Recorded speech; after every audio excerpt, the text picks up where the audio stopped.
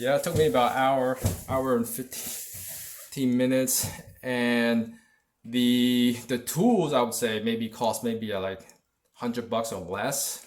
The clock spring itself, which I purchased from eBay, was about 30 bucks. 30 bucks. Yeah, if you were to purchase an OEM clock spring from like a Toyota or Lexus manufacturer, I think it's about 250 bucks. But as they say, even with the OEM, they sometimes they often malfunction and break anyway. So why would you spend 10 times the amount of money for OEM when regular cheaper aftermarket would work just fine, right? For I don't know how many years.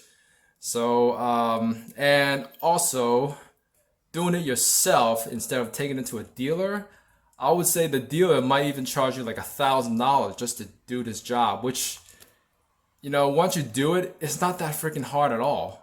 It's not that hard. It's just, and to be charged that kind of money to do something like this, I think it's just ridiculous. That's why I encourage a lot of people to keep,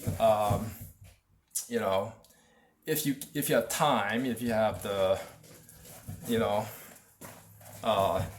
mechanical inclination to do this stuff, you should really do some research and figure it out. I mean, I procrastinated on this task for a long time. Initially I had like a clock spring. It was also purchased from eBay, right? I went to a mechanic shop, asked them if they could replace it for me. The guy finally went through all the whole disassembly, and finally they tried to attach my clock spring, and they found out that the electrical attachment didn't fit that clock spring. So I went back to eBay and bought another one, and I think this one definitely fits, and I actually did it myself this time. And when I went to the mechanic shop to ask them to install my new clock spring, the wrong one, right? They actually charged me 150 bucks just to go through the whole process to tell me you have the wrong clock spring.